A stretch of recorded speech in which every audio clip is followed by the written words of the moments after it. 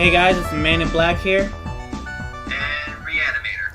We're going to talk about the My Little Pony Friendship is Magic Season 2 finale. The Royal Wedding. Alright, so, what'd you think about it, man?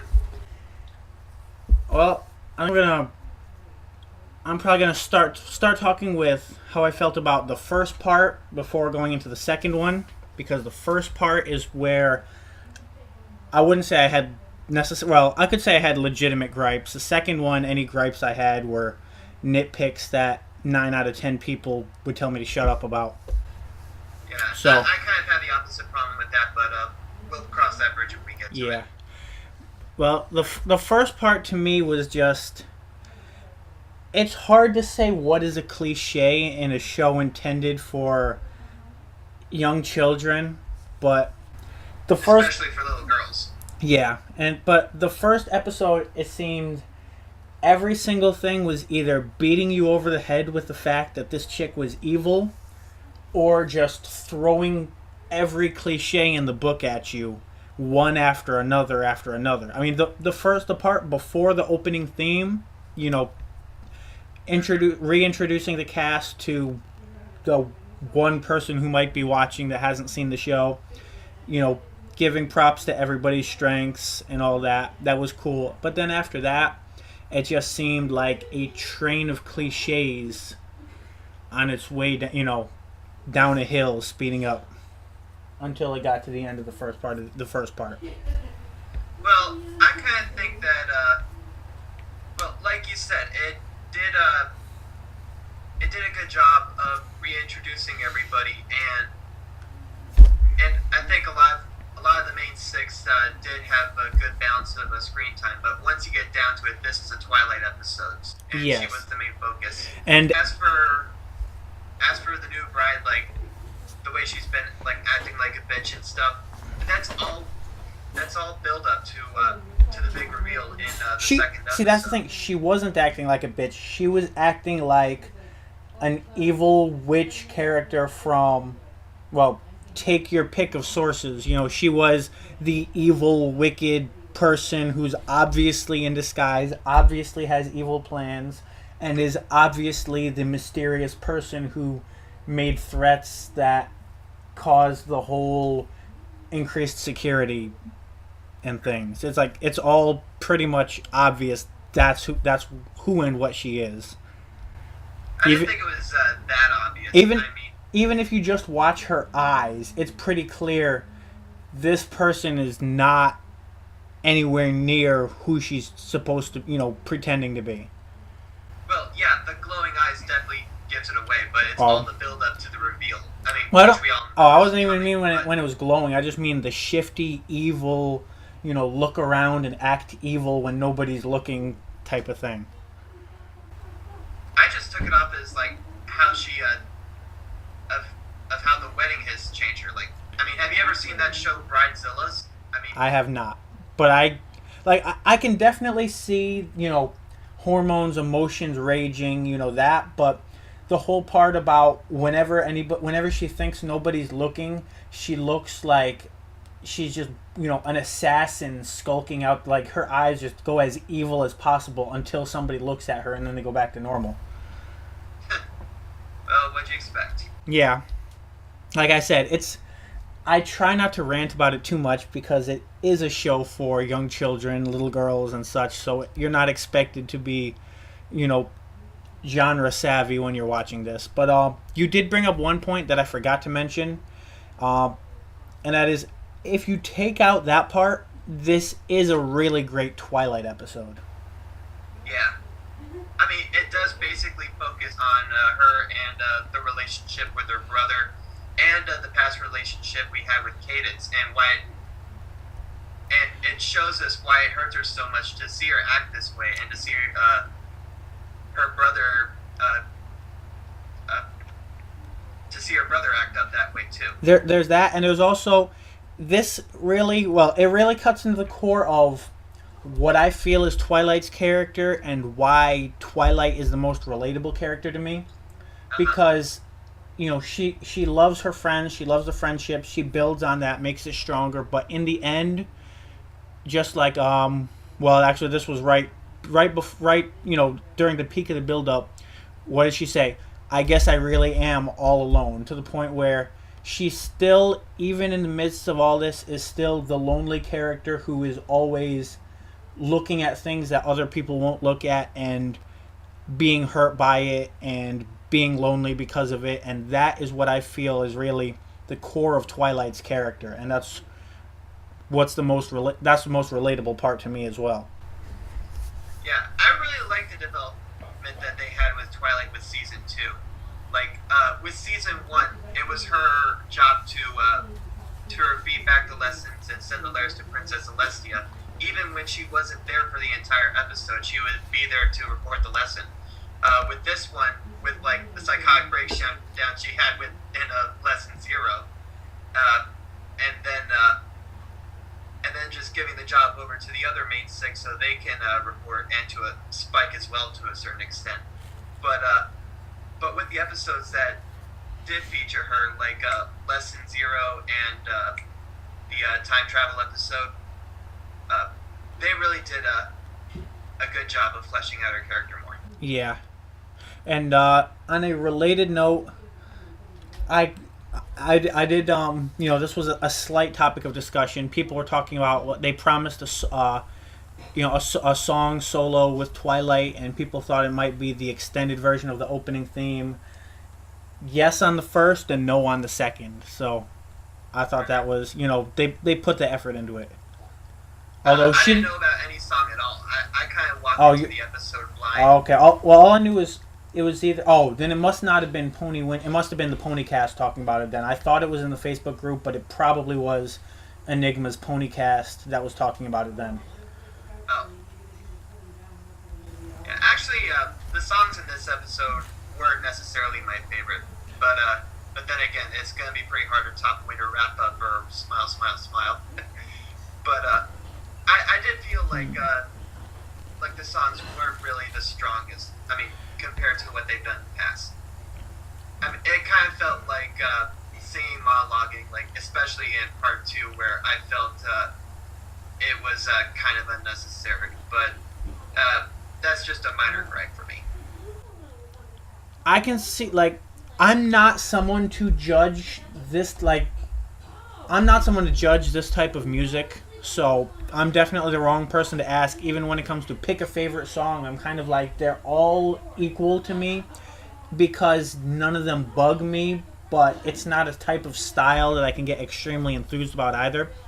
What I do really like, though, is anytime they use that slightly off symmetry, which is basically the song in part 2 where, I'm kind of skipping ahead to part 2 there, but where, the one is singing, the other one is singing about the same song but with a different motive, and then the first one sings the same song again with a different perspective, and I'm always a fan of that, whether it's in prose or in song or anything else.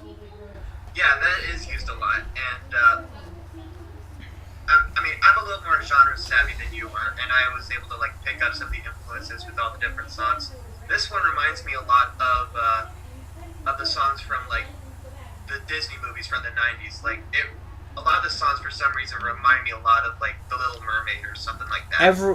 Everything in the two-part, almost everything in the two-parter gave me Disney flashbacks. I'm looking at it, I'm like, this is Maleficent if she was a little closer to winning and hadn't thought of putting someone to sleep for 20 years. Yeah. Well, actually, okay. Anytime you have a villain with the black and green color scheme, it's going to bring back Maleficent memories anyway. I know. Actually, I absolutely loved the design of this villain. I mean, during the big reveal, I kind of knew that it was someone in disguise, and yeah, you could pretty much tell that very early on. Yeah, of course, but for a minute I thought it was going to be Discord or something like that, and it turned out to be this new villain, and like I said, I absolutely adore the design of this villain. It's this really cool... Speaking of the design of the villain, it does kind of bring questions because we've been get shown a bit of the mythology of this world. So really, and of course this is me. This isn't necessarily any sort of facts to back this up, but really based on what we've seen, I would say the only way the design of this character makes sense, if they explore it, because they obviously don't have to. If they turn around later and be like, oh, by the way, she was the third sister. Because how many other people do you see with horns and wings running around? Yeah, I mean, up at this point, there were only 2 alicorns in the whole world, Princess Celestia and Princess Luna. And when Cadence was first introduced, I remember a bunch of fans dismissing her as a Mary Sue. But there was no hint at all of what this character is going to look like. I mean, if you say My Little Pony, and you're not going to think of like an alicorn that's like half zombie, half bug. Like, I absolutely love the design of that. Like, definitely. Especially how unexpected it was. Yeah. I mean, goddamn. Which, since we've been edging closer and closer into it, I guess we should talk about part 2 now. Yeah. Even just for the overview. I pretty much like everything that. Well, okay. I pretty much loved part 2 and had pretty much none of the complaints that I had from part 1. It's definitely a different feel of the episode, but it does kind of, it does flow naturally the way the series does. It probably could. Oh, I guess we're babysitting tonight. I was not aware of that. Oh. I don't know if you hear crying in the background or not. Yeah, I can. Okay, hear it. I was not expecting that, but what was I about to say? It could have flowed a little bit more naturally, but part 1 had a set story, a set theme. Part 2 was a different story, a different theme, and as far as that goes, without making it into a 3-parter, it flowed as well as it could for that setup. And this is definitely going to be one of the episodes that I use when I say, why this show is not only for little girls. Yeah, I definitely agree with you. Because this was, I've often said that one of the reasons, one of the things that has always drawn me to some extent towards shows like My Little Pony, even Care Bears, is the team dynamic and the way the different abilities to go ahead. Basically the fact that it is very similar in some ways to Power Rangers, and this was basically this show always gave off. The way the main 6 work together definitely has some kind of Power Rangers, Sailor Moon kind of dynamic. And really, the only thing this was missing when it comes to that sort of dynamic is them grabbing the elements of harmony and becoming, using it to gain super suits and becoming superheroes. That's really the only thing this was missing in the Power Ranger regard, because they were kicking a lot of ass. Yeah, I think the closest thing they've got were those gem things they got in the series premiere and Twilight's Crown. Other than that, and then we never saw that again. The whole Elements of Harmony thing just got dropped up until they did it again in season 2. Right. And in the season finale where they tried again when they didn't really need it. Although I just want to say, I hated the way the villain was defeated. The power of love, really. Well, first I kind of went into that scene expecting that to happen, like that there would be some sort of, the two combine their powers and, because of their strong bond. It's the theme of the show to begin with, so... Okay, I can buy that, but you were saying that you kept pointing out plot holes in the first part. Like, it was obvious that this isn't the real thing. You're right. It's someone in disguise. Defeating a villain with the power of love, that's as cliche. Yeah, it's as cliche. Even with a theme like this. I think the difference is I have a bit of sentiment toward endings like that when they're, when I feel they're carried off well, and I felt this was done well enough that it didn't strike me the same way the cliches in part one did, but I could definitely see looking at that the same way as I was looking at part one. Okay, I mean, I guess when you get down to it, there really was no other way they could have ended it. I mean, especially with what they had to work with. I mean, not without breaking the thing. Like, they could have definitely turned around and be like, oh, by the way, elements of harmony, we're going to shoot a laser cannon at you and win. Just like in the series premiere, but it wouldn't have fit the episode as well as what they actually did. I mean, you're right. I'm just saying, power of love defeating the villain is just really cheesy to me. I can't completely disagree.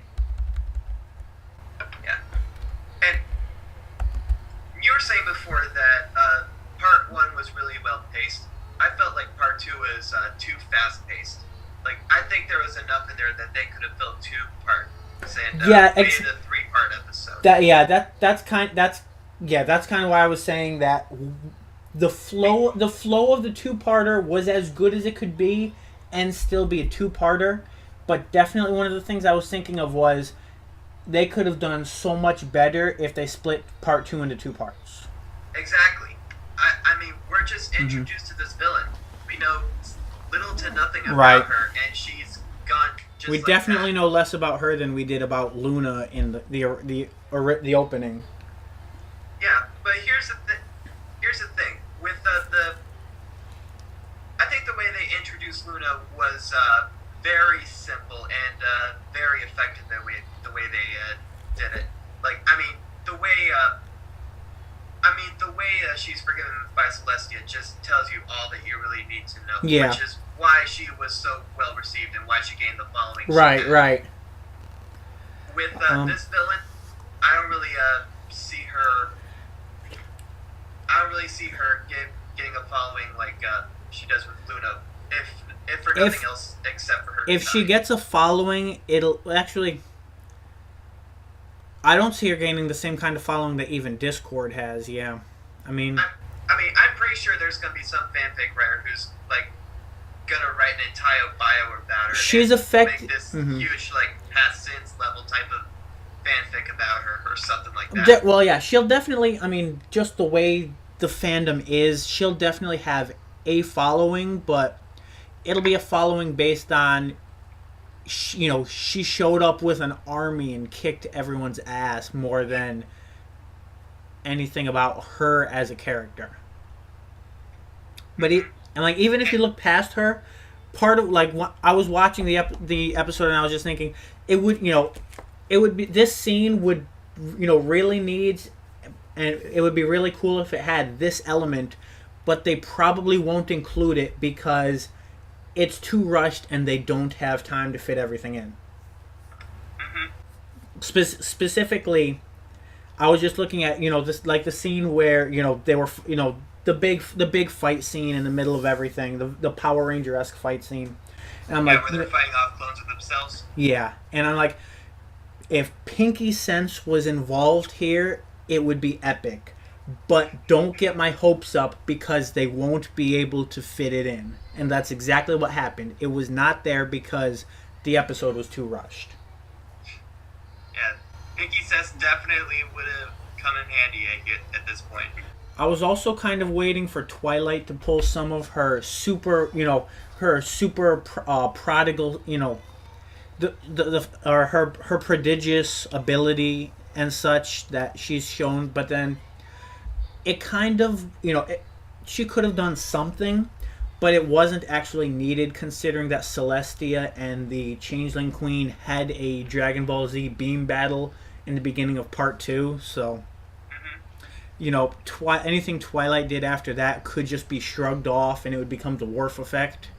So yeah, but the fight between Celestia and the Changeling Queen didn't really last that much. No, it didn't. She just gave her smack and she's on the floor. It was basically just a beam battle and nothing else. Yeah. But then again, they only have so much time to compact all these things in, and you can't get everything done in 21 minutes. Yeah, but just imagine if part 1 was done last week, and then we had parts 2 and 3 today. Yes, that's what they should have done.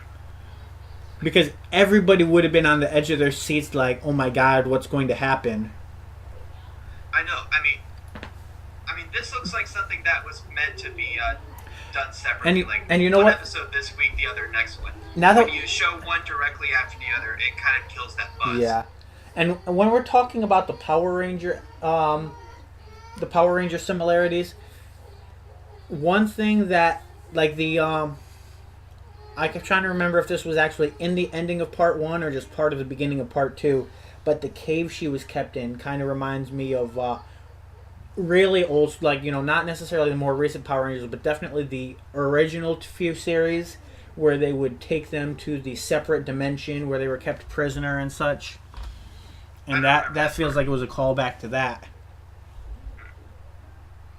Actually, that scene in particular reminds me of the season 2 finale of Avatar: The Last Airbender, where they had that big finale in the catacombs with all the crystals around them. That's what that reminded me of. Although, yeah, I think the season 2 finale of Last Airbender. I mean, it wasn't it was a fight, but it wasn't the same kind of fight as the season 3 finale. So, I mainly just see it, as. Yes, like mainly I picture it as the whole. I just picture the Aang conflict really more than any of the other details when I think of that finale. Well, it was the setting that brought that up. Well, what I mean, there's a very big difference in terms of a setting versus a cave where you're kept cut off from people versus a cave that you're fighting people in. They have a different mood, a different feel, and everything. I know. I mean, they're basically in MLP, they're just trying to get out of this cave. Where in Avatar, they had this huge climactic battle.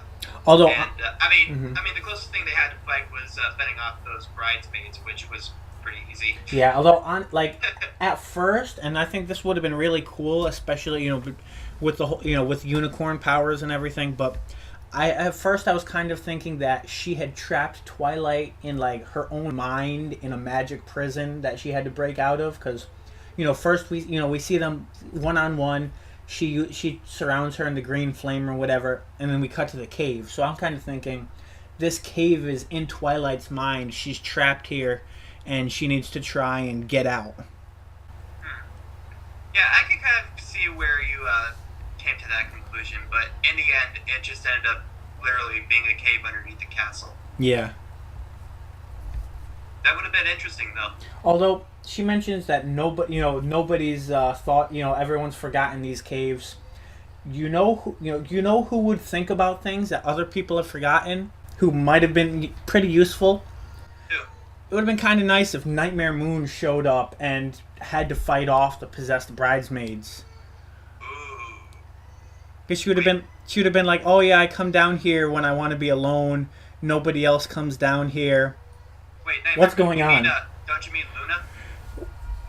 I kind of picture Nightmare Moon as the seventh Ranger form of Luna. If she wants to get badass and fight, because really, she just became Luna because she got less pissed off. So I imagine that she could still tap into that power and become the full Nightmare Moon when she really wanted to. Huh. Interesting. Obviously, it's a very common trope that when they become the good guy, they lose all of their powers. But I always hold on to the belief that if you lose that much power just by being good, you could tap into it if you were really pissed off or something. So it'd be kind of like an Incredible Hulk thing. I guess. But then again, we didn't really see that much of Luna. So yeah, Luna. They included Luna at the end because they knew that all the bronies would turn around and be like, "Well, why wasn't Luna involved in the fight?" Because that was like when I mentioned nitpicks earlier. One of my first things as well. she could have just shown up and started blasting changelings left and right. But I know. I mean, she's the second most powerful pony in Equestria besides Celestia. I mean, do you count they Doctor? only gave her like 2 lines. Do you count the Doctor? Ooh. Do you count her? Canon character. I thought the Doctor appeared in a few episodes. He just didn't have a speaking role. He's just a background pony. He's a main character. I'm talking about canon. True. But Although, yes. sorry, I was almost choking on a Dorito. But if they really want, actually, they would have had to do a 3-parter if they did this. But just imagine if Derpy and the Cutie Mark Crusaders had a role in this. Because Derpy could have kicked some major ass because it would have been accidental, so they wouldn't have had to be like, well, ponies are so, kicking everyone's ass, and be like, nope. Derpy accidentally takes out 3 dozen changelings. Yeah, I could definitely see Derpy having like this drunken master style of kung fu where she just kind of falls into Or it and everything. it would basically, be like every Jackie Chan comedy, every Jackie Chan action comedy where he trips over a rake and therefore, hits someone between the eyes with it and then falls down on a chair and the chair flies up and hits someone and then gets knocked into a building and a chandelier falls on someone. And that would just a 10-minute or like a 5-minute sequence of Derpy just doing that. And what about the Cutie Mark Crusaders? Well, whatever they do would kind of be a lot more intentional. Just that's who they are. But I could they would definitely be the ones rushing and be like, oh my god, our sisters are in danger and whatever, and rush in, and they would probably drag Derpy and somebody else along with them. Yeah, I mean, they were at the wedding. They were the flower girls. I missed that. Okay. So they were they were there. They definitely wouldn't have just sat back and be like, well, we'll let them fight. We'll pick a different time to get our cutie marks. Yeah. They definitely should. They definitely should have had a scene where it'd be like, we'll fight them and we'll get our kung fu cutie marks. That would have been cool. But and I didn't see Derpy in there either. But then again, I wasn't really looking for her. Yeah. But I'm pretty sure. But the thing, usually when they include Derpy, well, I shouldn't say usually because I missed her in the Fluttershy episode with the Minotaur. Yeah. But I did see her in the All Pegasi episode where she just had that quick cameo in the beginning.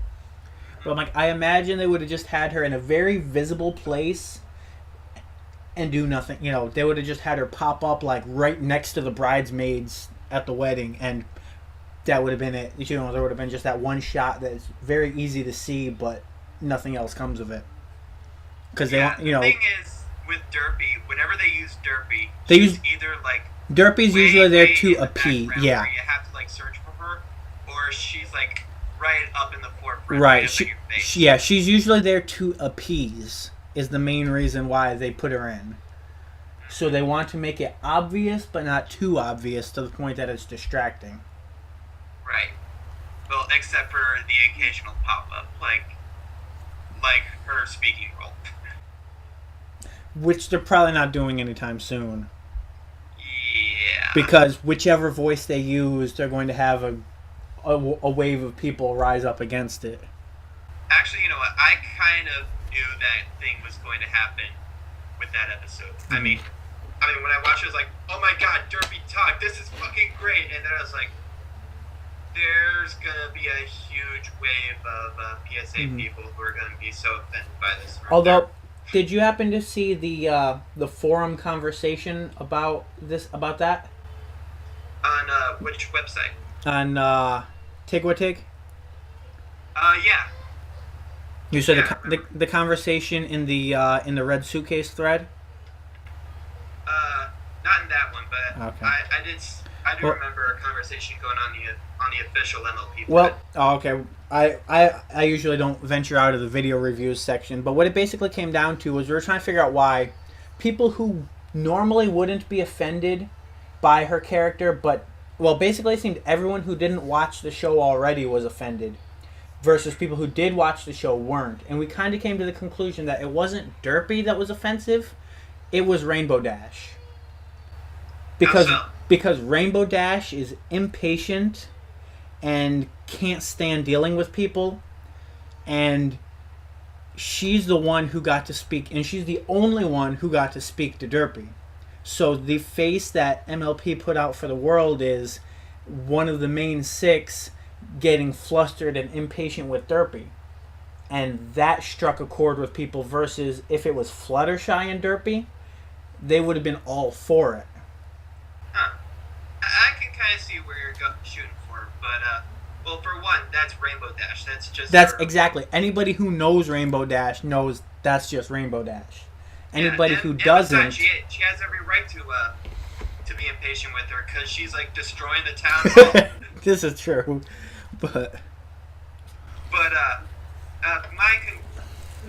conclusion was that you're not going to please everyone. That's true. That's true. That's true, and that's why I think they're going to. One theory I found out about it was like some kind of prank by a group of anti-bronies just to troll everyone.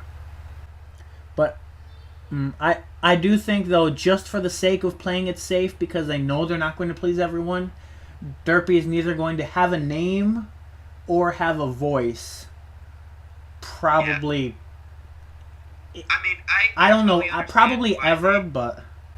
I totally understand why they had to censor her, but I still think it was kind of a cowardly move on their part. Yeah. But now, if they use the new voice and the new name, you're going to have hundreds of bronies pissed off. Yeah, and if they use... damned if you do, damned if you don't. If they use the old voice and the old name, all the people who were pissed off the first time are going to come back pissed off again.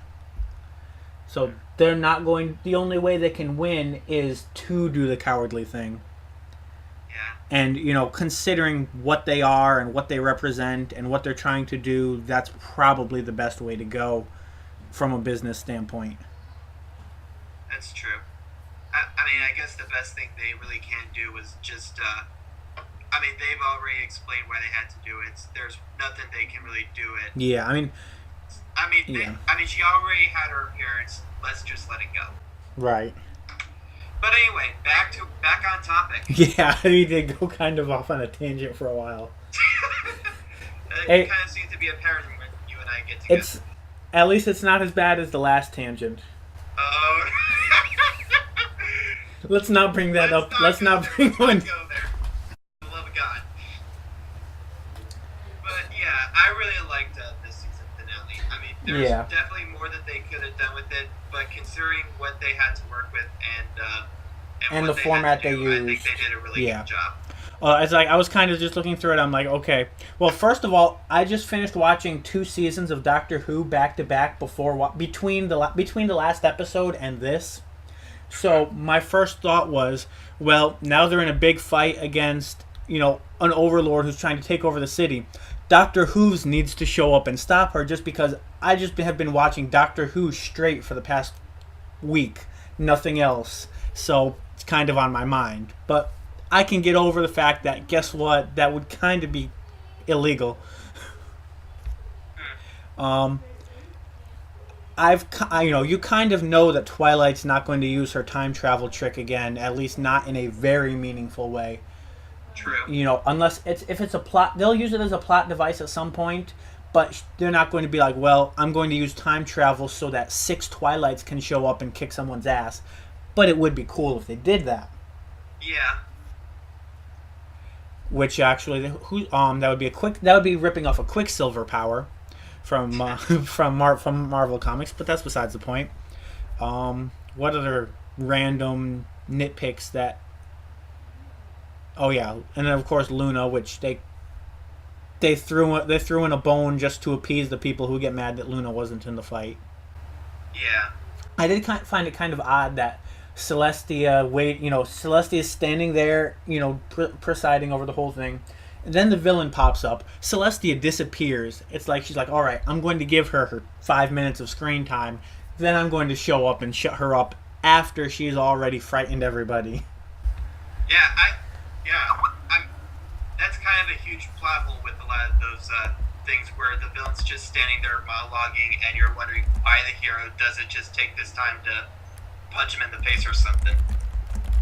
I mean, she's just sitting there monologuing. Like, do something. Yeah. But anyway, That's like I digress. that's like I was even saying to you while I was watching it. I was just like, so did she, capture Celestia when I blinked, or did Celestia just walk away? And it's like, as I'm asking that, Celestia walks back on screen. Yeah. Although I kind of think if Celestia and Twilight combined their powers, like, kind of like a Goku Gohan thing, they could have just taken her out right then and there. Yeah. But that would have been way too easy, and it would not have really been My Little Pony. It would have been Dragon Ball Z. Yeah, I mean, we've just spent the last 45 minutes or so talking about like the fight scenes, and this is My Little Pony, and I know it has a huge fan base with guys, but when you Yeah. it's great that Hasbro and whatnot have all acknowledged this newfound fan base and is throwing them a couple bones now and again. But when you get down to it, their target marketing demographic is little girls. And Yeah, and that's- little girls aren't going to be interested in the fights. They're going to be interested in the wedding, Which- and the friendship and, True. and whatnot. But So that's the thing. That's what they wanted to focus on. The wedding, like, honestly, like, I'm not saying they should have had a huge thing with the procession, but I do think, like, how the first season finale, which I honestly thought, I definitely think this was a stronger finale than the first season, but how the first one was 2 episodes dedicated to the gala, and it was pretty much all it. I do think that they should have given us, once the wedding started, it should have had maybe about 10 minutes of screen time. There should have definitely been, a procession where we have to actually listen and watch. Not a huge thing that everyone's going to groan and whatever, but definitely, play Here Comes the Bride, let her walk down the thing, give it its screen time. It is, basically make the wedding into the medal ceremony from the ending of Star Wars A New Hope. Yeah, I mean, they did strike a good balance between the wedding, the dilemmas with Twilight Kids and Shining Armor, and the battle with the Changeling Queen. Yeah. But like I said, once you get down to it, this is a girls' show, Right. and they are gonna try to. And that's why I do. That's where they get their money. And that's where you get into the second episode feeling too rushed, because if they spread it out more, the wedding could have gotten more screen time, and I definitely think that, like, it was the wedding in part 1 obviously was the main focus, but in part 2 it got glossed over so much it felt like background dressing that was just a setup for the fight scenes. And Exactly. My Little Pony shouldn't feel that way. It's not Power Rangers when you really get down to it. Mm-hmm. And if they made it into 3 parts, forget all the nitpicks that I have about the fight scenes, because like you said, that's not the target audience, but Cutie Mark Crusaders and Derpy, and maybe the Cakes having a cameo, those are all the things that not only would the bronies like, but would the actual target demographic would eat that shit up. Yeah, that's true. So I do. I'm not saying they completely dropped the ball. It was a terrible idea, but I think that they could have done better had they thought of that. They're probably trying to follow a formula. They've got the 2-part openings, the 2-part closings, but if you've noticed, every show that has a really epic season finale almost always says, you know what, let's make this a 3-parter.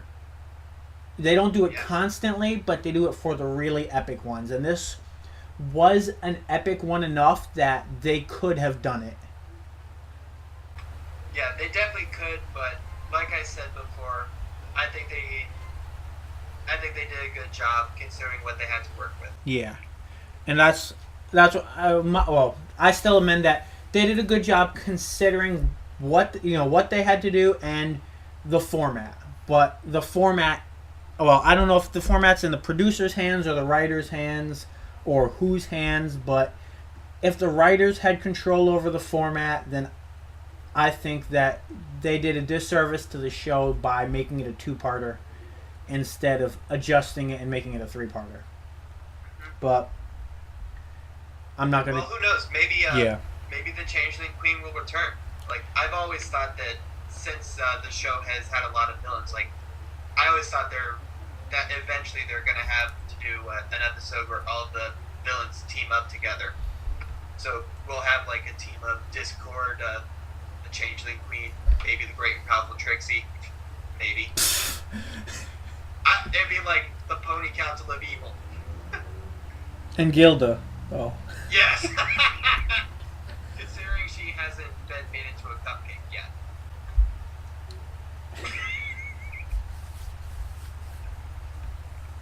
So, final verdict? Final thoughts.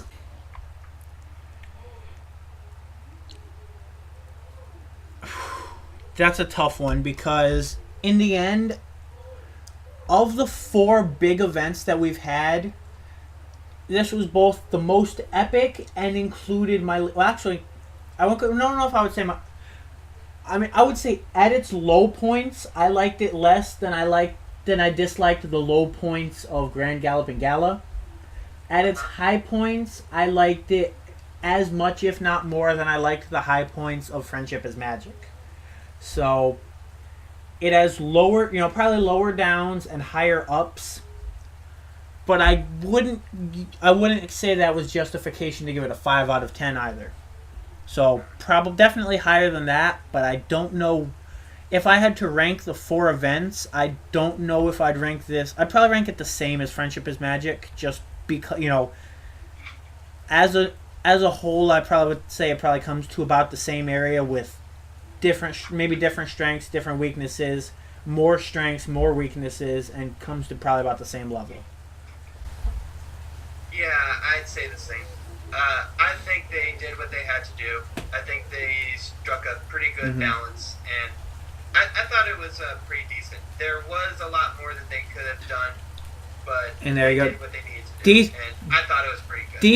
Decent with the potential to be epic. Yes, that's how I'd sum it up. All right, thanks for listening, and rock on. Talk to you guys later.